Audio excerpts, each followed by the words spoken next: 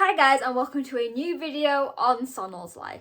So depending if and when this decides to upload, we have just had New Japan's big Dontaku show. Now we've had a few weeks of Road to Dontaku shows and a hell of a lot has happened.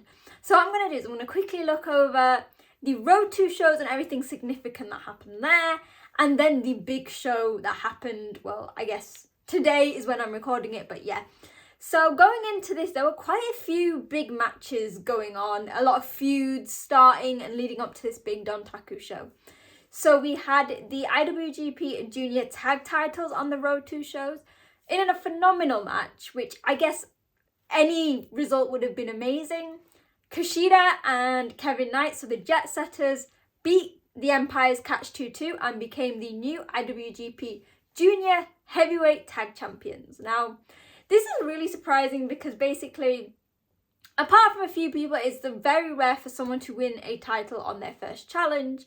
And remember, it was probably in December that Kevin Knight was still a young lion. So he's really coming to his own and this was well deserved.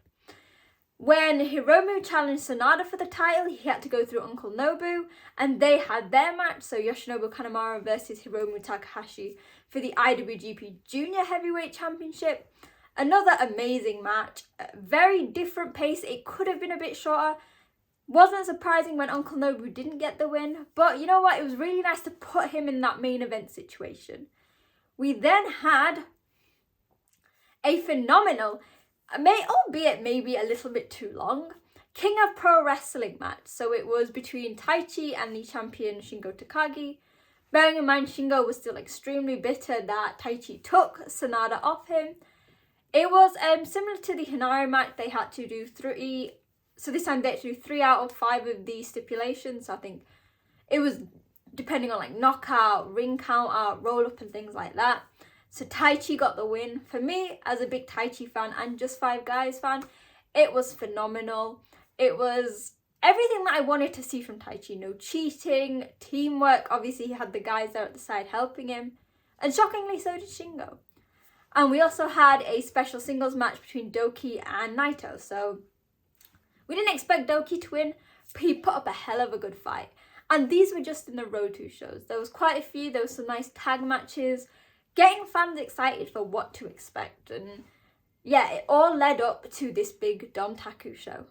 So as I'm filming this after the show ends, I didn't actually get to watch the opening matches because I was working and you were all very nice to me, and as soon as I said, like, can you let me know when the actual title matches start, you let me know. So I'm just going to quickly run through the opening matches. Again, I will not know exactly what happened, but because of the extent and how much stuff happened in the main matches, that's what I'm going to focus on.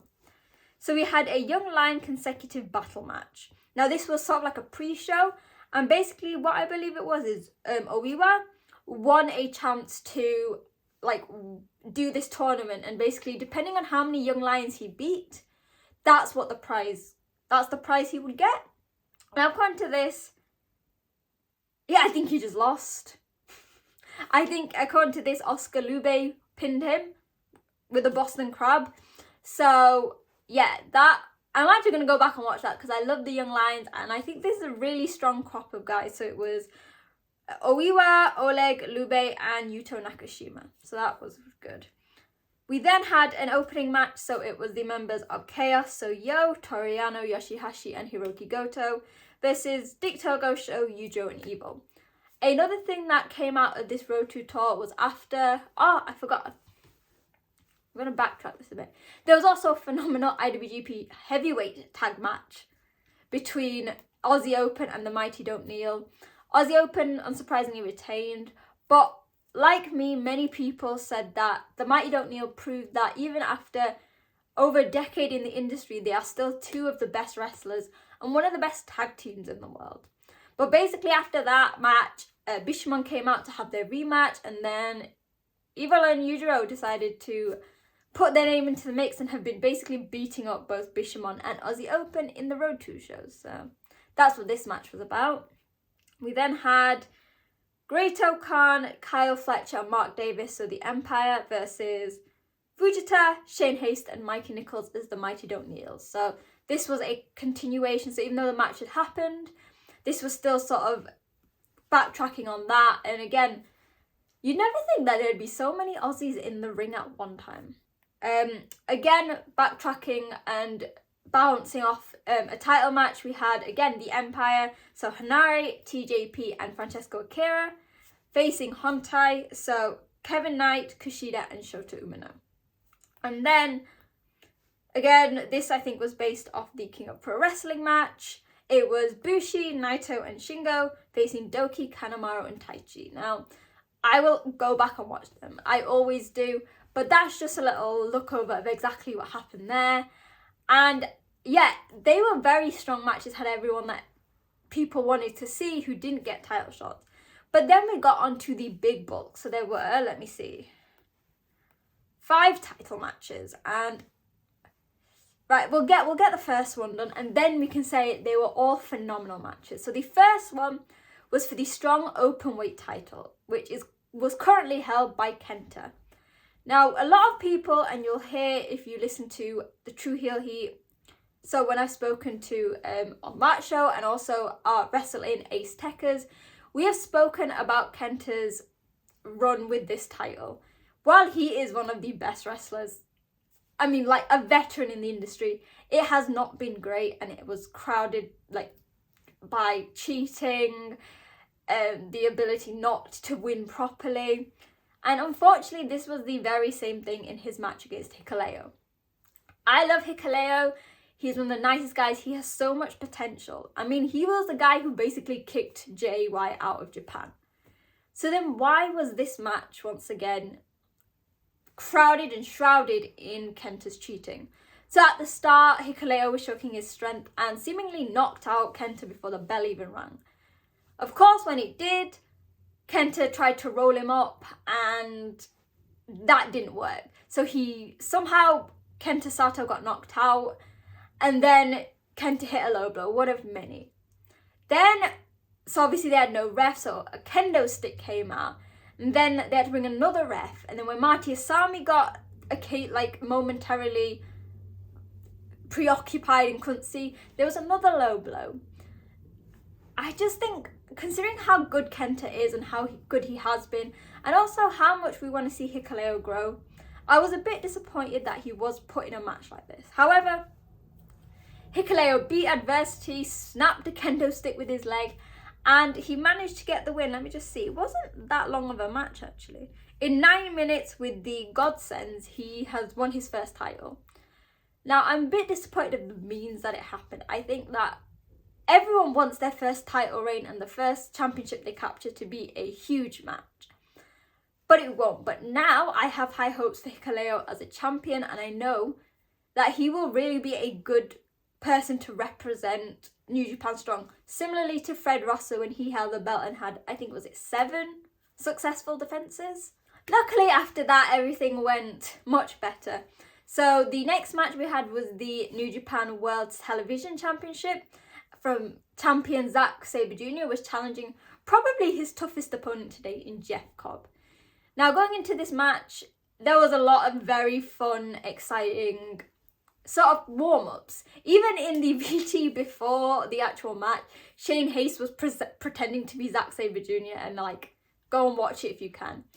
But this match itself was phenomenal. They are 2 very different athletes. So Zack is much smaller, hell-bent on submissions, and a very, I guess you could say, defensive wrestler. Jeff Cobb is big. He's strong but very athletic and much more of an offensive wrestler. Now, everyone knows that the concept of this is there is a 15-minute time limit and you want to win within that time. And I think that the strength and the talent of Jeff Cobb meant that it was perfect that this was the first match to go to a time limit. So it meant that Zack Sabre Jr. won. However, it was because the time limit had happened.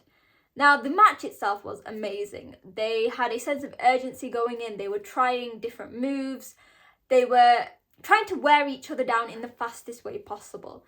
Now, what made me realise that this was going to be very good and very long was by the 10-minute mark. So normally in Zack's past matches with Young Lions and the other competitors, this was where Zack was really wearing down his opponent.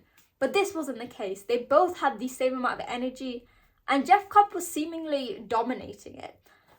They had counters for counters. So I remember at one point, Jeff Cobb got Zach onto the top rope, probably for a suplex. Zach managed to get a submission on Jeff on the top rope, and then Jeff managed to either do a suplex or an exploder on Zach onto the mat. It was very quick pace, as most of these matches have been because of the time limit. I was happy Zack Sabre Jr. won. I don't think Zack Sabre Jr. was happy that he won, because we all know he likes to win in a certain way, and he would not have liked to have won by countout. We then had the Never Six-Man title match. Now, going into this, you all know the drama. So it was Strong Style, so Ren Narita, who had some sort of feud against Okada, El Desperado, who has this massive feud with Ishii, and then Suzuki, who's obviously complete Strong Style and was just there for the balance of it. Now, they had been teasing this partner going into the big show today. I think really only Okada knew, so I think a few shows ago, Okada came out and revealed, right, he was injured, but Tanahashi will be joining us again. Ishii was seemingly very pissed off about this. He was like, in the comments, if Tanahashi is fighting, I won't. I think they seemed to like accept that that they were going to have to team together. We were going to have the Chaos Hontai amalgamation. And so that is what happened. And this match was aggressive. So, of course, considering Tanahashi's just come back from his injury, he was the main target. He was being attacked by Suzuki very brutally. Like, the two of them, I think Tanahashi's in his late 40s, Suzuki's in his 50s. But they were going. Suzuki was basically just like manhandling Tanahashi. It only took like when Desperado came in and Tanahashi managed to hit a dragon screw on him that we got Ishii in. But at the start, it was Okada versus Narita. For a very long time, Okada has been the top babyface in the company. I was going to say the country. He probably was the top babyface in the country. But he was very aggressive and almost like a dick towards Narita. He thinks, right, this former young lion is coming and thinking he can step up to me. He made me challenge for this 6-man belt that I don't want. But when Narita was seemingly like, I can beat him, that's when we saw this new aggression. That was phenomenal, the two of them, the present and then the future of New Japan. And then, as aggressive as that was, so was Desperado and Ishii. These two men are so different. We've got a junior heavyweight and probably the heavyweight like that you can get in Ishii. But they work together perfectly. Now, in the end, the closing moments was Okada and Narita. And as good as Narita is getting, he was not going to be the Rainmaker. So Okada hit the Rainmaker and got the win. The funny thing is, so this is the first time since Okada has been in New Japan that he has won a title that has not been the IWGP Heavyweight belt or the World Heavyweight belt. He's never really had any desire to go for the tag belts. He's challenged for it a few times, but it's never happened. So this is the first time, and it is huge. It will definitely raise the prestige of the belts. And we saw that when their next challenger came out. So out came Shota Umino. Obviously, they'd been teaming together. No, Shota had been teaming with Narita and Strong Style. And I think maybe he was a bit irked that he wasn't picked. So he came out, and then suddenly on the screen, a VT of Jon Moxley came out. So, Shota Umino, Jon Moxley, and a mysterious another ex-guest will be challenging for the Never Six-Man belts at Dominion in June. How exciting is that? That is literally like taking belts that have always been a bit of a hot potato, a bit of a joke, and really elevating them to new potential. And going from one Never match to the next, we had the match for the Never Openweight titles for the singles between champion Tama Tonga and David Finlay. Now, this is a very important day. In May 3rd, 2013, the Bullet Club was created.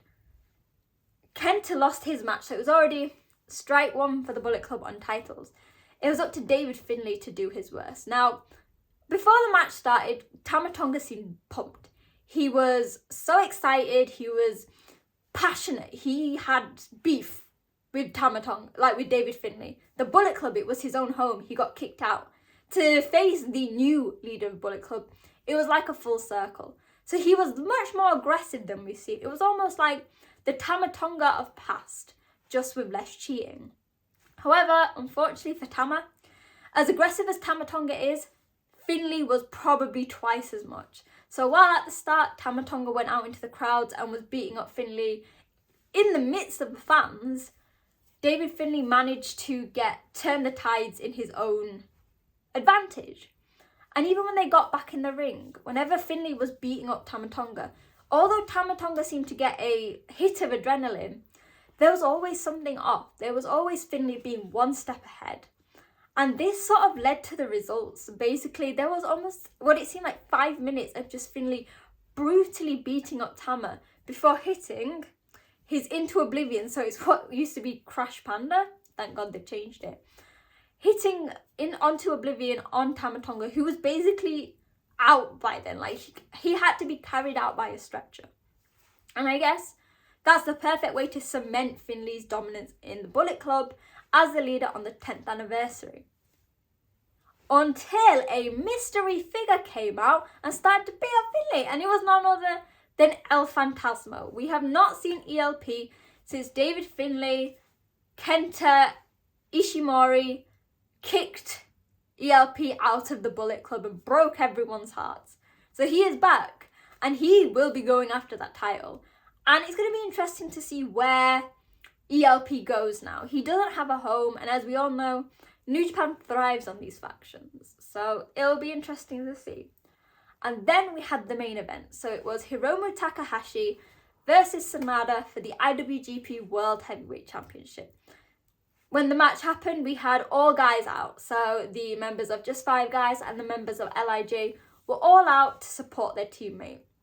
Considering how athletic Hiromu and Sanada are, it was a very slow-paced match. Unsurprisingly, the first few minutes were sort of feeling out process because apart from a match in 2011, which I think Sanada wasn't even signed to New Japan at this point, the two have not had a singles match ever. And while at moments we had danger, so at one point when Sanada was on the outside, Hiromu sacrificed his back, hitting it onto the concrete to get a low drop kick onto Sanada, who was on the barricade. But even when it got back in the ring, it was almost like, rather than trying to figure out who the best wrestler was, it was personal. They used to be faction mates, they used to team together, they used to support each other, even though I think it was either Sanada or Hiromu said we've been in the faction together for 5 years, but barely spoke for 5 minutes. But what I loved was that each man showed off his personality. So at the start, Hiromu was being very crazy in his offensive personality, while Sanada was much calmer. But as the match went on, you could see the LIJ Sanada go and the Just 5 Guys Sanada come back. The passion, the determination. And towards the end of the match, it could have gone either way. Hiromu hit his time bomb and time bomb too. Sanada hit his moonsault, which used to in the past be his finisher. Now, unsurprisingly, considering his first defense, Sanada got the win, and he managed to bid adieu to the fans in the way that we all love with the light. However, the big thing that happened here was, of course, you can never celebrate a win in the main event of a big event. The main event of a big show, we'll go that way. Suddenly the lights dropped and this mystery teaser that we have been seeing for weeks, probably months, came again. Now it was even shown during the show from what I've heard. And so while it was all going, a masked finger came out. Again, you know they love a good reveal. I don't think he was masked, I think he was just like with a hood, but it was dark. And on the VT with the dragons, it was Yota Tsuji. So you all know, I have been watching Yota Tsuji since he first debuted in New Japan. Then when he came to the UK on excursion, I have been watching him. I think I've watched him live quite a few times there. And now to see him return in the way he did, the pop was unreal. He came out looking a lot more lean and muscular than we saw when he left New Japan, and even in recent months in the UK and in Mexico where he has been. So he came out and beat up not just Sanada, obviously cementing he's the next challenger, but also beating down Taichi, Taka, Yoshinobu Kanemaru and Doki. And most interestingly, at the end he did the signature LIJ fist bump. I've been saying this.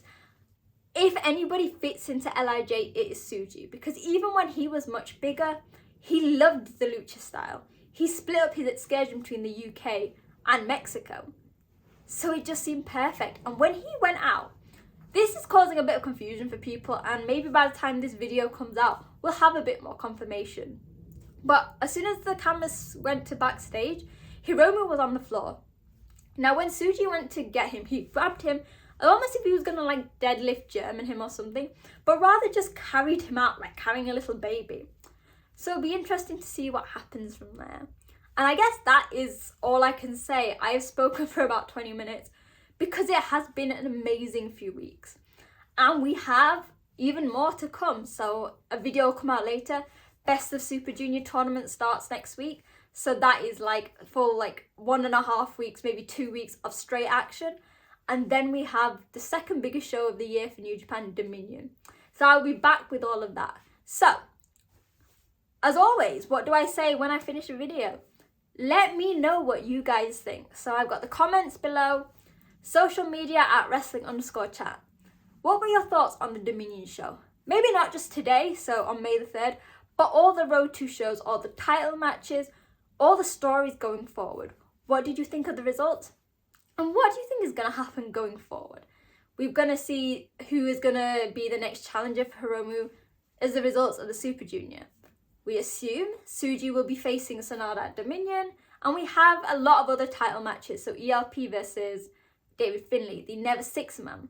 So it's a very exciting time. As always, make sure to hit like, share this video, and hit subscribe because, like I said, it's a busy few months and I will be back with a lot of content. I will see you guys soon. Bye!